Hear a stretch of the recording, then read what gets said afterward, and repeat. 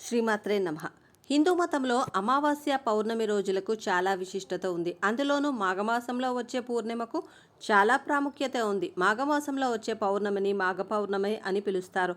ఆ రోజున శ్రీ మహావిష్ణువును పూజించడం ఆచారం. దీనివల్ల మన కోరికలు ఖచ్చితంగా నెరవేరుతాయనే విశ్వాసం ఉంది. రోజూ చేసే పూజలు ఒక ఎత్తైతే మాఘమాసంలో వచ్చే పౌర్ణిమ రోజున చేసే పూజలు మరో ఎత్తు. ఈ సంవత్సరం మాఘ పూర్ణిమ ఎప్పుడు వచ్చింది, ఆ రోజున ఎలా పూజ చేయాలి, ఏ పరిహారాలు పాటించాలి అనే విషయాల గురించి ఇప్పుడు ఈ వీడియోలో క్లుప్తంగా తెలుసుకుందాం. ఫ్రెండ్స్, వీడియో నచ్చితే దయచేసి ఒక లైక్ చేయండి. అలాగే పూర్తి వీడియో చూసి పరిహారాలను తెలుసుకోండి. హిందూ క్యాలెండర్ ప్రకారం ఫిబ్రవరి 23వ తేదీన మధ్యాహ్నం 3:30 నుండి పౌర్ణిమ తిథి ఫిబ్రవరి 24వ తేదీ సాయంత్రం 5:55 వరకు ఉంటుంది. కాబట్టి ఫిబ్రవరి 24వ తేదీన మాఘ పూర్ణిమను జరుపుకోవాలి. ఈ సమయంలో చేసే పూజకు చాలా శక్తి ఉంటుంది. హిందూ పురాణాల ప్రకారము ఈరోజు గంగానదిలో విష్ణువు నివసిస్తాడని, ఆ నీటిని తాకడం వల్ల ఎంతో పుణ్యం కలుగుతుందని పండితులు తెలియజేస్తున్నారు. మీరు చేసే పూజ వల్ల కోరికలు ఖచ్చితంగా నెరవేరుతాయనే నమ్మకం. మాఘ పౌర్ణమి రోజున దేవతలందరూ మానవ రూపంలో భూమిపైకి వస్తారట. మాఘ పౌర్ణమి రోజున సమస్త దేవతలు అందరూ గంగానదిలో స్నానము చేసి శ్రీ మహావిష్ణువును పూజిస్తారు.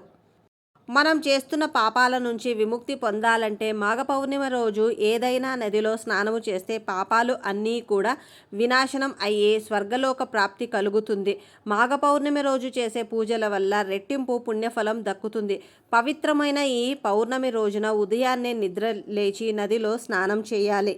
నదుల్లో స్నానం చేసే అవకాశం లేకపోతే గంగాజలాన్ని నీటిలో కలుపుకొని స్నానం చేయవచ్చు.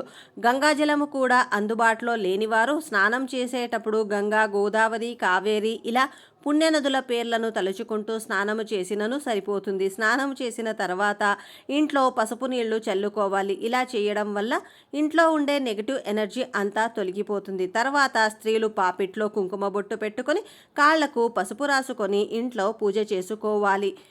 ముందుగా దేవుని పటాలను శుభ్రంగా తుడిచి గంధము రాసి కుంకుమ బొట్లు పెట్టాలి. గన్నేరు పూలతో కానీ చామంతి పూలతో కానీ దేవుని పటాలను అలంకరించాలి. తర్వాత పూజ గదిలో నువ్వుల నూనెతో దీపం వెలిగించాలి. ఈ మాఘమాసము నెలలో శనివారం రోజున పౌర్ణమి వచ్చింది. శనివారం రోజు వెంకటేశ్వర స్వామికి అంకితం చేయబడింది.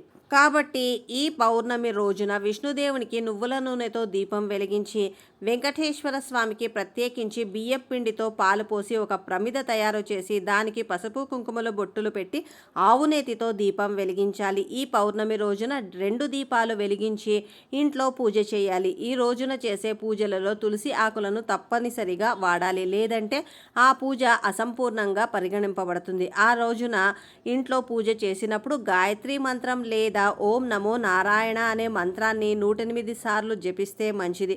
పౌర్ణమి రోజున ముఖ్యంగా విష్ణుదేవుడిని, లక్ష్మీదేవిని పూజిస్తే సకల కోరికలు నెరవేరుతాయి. ఈ రోజున పూజ పూర్తయిన తర్వాత సత్యనారాయణ వ్రతకథను వింటే కోటి జన్మల పుణ్యఫలం లభిస్తుందని శాస్త్రం చెబుతుంది. మాఘ పౌర్ణమి రోజున ఉపవాసం ఉండడం వల్ల మన కోరికలన్నీ నెరవేరుతాయి. మాఘ పౌర్ణమి రోజు బ్రహ్మముహూర్తంలో స్నానము చేయాలి. తర్వాత సూర్య భగవానుడి మంత్రాలను జపిస్తూ నీటితో అర్ఘ్యాన్ని వదలాలి. ఈ రోజున ఉపవాసం ఉండి శ్రీ మహావిష్ణువు పూజించాలి. ఇలా చేయడం వల్ల మనము అనుకున్నవన్నీ కూడా నెరవేరుతాయి. పేదలకు అన్నదానము చేయడము చాలా మంచిది. పౌర్ణమి రోజున ఉదయం ఇంట్లో పూజ చేసుకుని సాయంత్రం తులసి మొక్కకు పూజ చేస్తే లక్ష్మీ కటాక్షం లభిస్తుంది. పురాణాల ప్రకారం ధనేశ్వర్ అనే బ్రాహ్మణుడు బిచ్చమెత్తుకొని బతుకుతూ ఉంటాడు. తనకు పిల్లలు లేరు. ఒకరోజు ఆ బ్రాహ్మణుడి భార్య బిచ్చము కోసము నగరముకు వెళ్ళింది. అప్పుడు అందరూ ఆమెను అవమానిస్తారు. ఇదంతా చూసిన ఒక ముని బ్రాహ్మణుడి భార్య దగ్గరకు వచ్చి ప్రతి పౌర్ణమి వేళ ఇంట్లో దీపం వెలిగించమని చెప్తాడు. ఈ విధంగా ప్రతి పౌర్ణమికి ఆ భార్యాభర్తలు ఇద్దరూ ఒక దీపం వెలిగిస్తూ ఉంటారు. ఇలా 32 పౌర్ణమిల వరకు 32 దీపాలను వెలిగించారు. ఆ తర్వాత వారికి కుమారుడు జన్మించాడు. అప్పటి నుండి పౌర్ణమి రోజున ఎవరైతే ఉపవాసం ఉంటారో వారికి బాధల నుండి ఉపశమనం దక్కడమే కాకోకుండా కోరికలన్నీ నెరవేరుతాయని చాలామంది నమ్ముతారు. ఈ మాఘ పౌర్ణమి రోజు చేసే దానాల వల్ల స్వర్గలోక ప్రాప్తి కలుగుతుందని పండితులు తెలియజేస్తున్నారు. పేదవారికి, అవసరంలో ఉన్నవారికి, బ్రాహ్మణులకు తమకు తోచిన విధంగా వస్త్రదానము, అన్నదానము చేయడం వల్ల విష్ణుమూర్తి ఆశీస్సులు లభిస్తాయి. ఈ రోజున చేసే ఏ చిన్న దానం అయినా కోటి రెట్ల పుణ్యం లభిస్తుంది.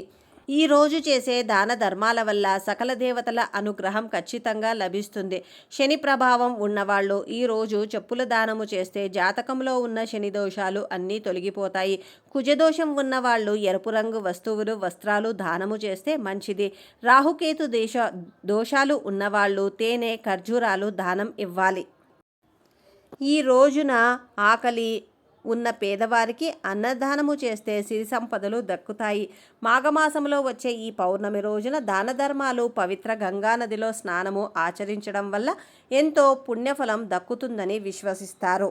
ఫ్రెండ్స్, చూసారు కదా ఎటువంటి కార్యక్రమాలు చేయాలి ఈ మాఘ పౌర్ణమి రోజు అనేది, అలాగే ఎలాంటి పరిహారాలు చేయాలి, ఎలాంటి దానాలు చేయడం వల్ల ఎలాంటి ఫలితాలు కలుగుతాయి అనేది మొత్తం వీడియోలో క్లుప్తంగా తెలియజేయడం జరిగింది. కాబట్టి దయచేసి ఫ్రెండ్స్ మీకు నచ్చుంటే ఒక లైక్ చేయండి.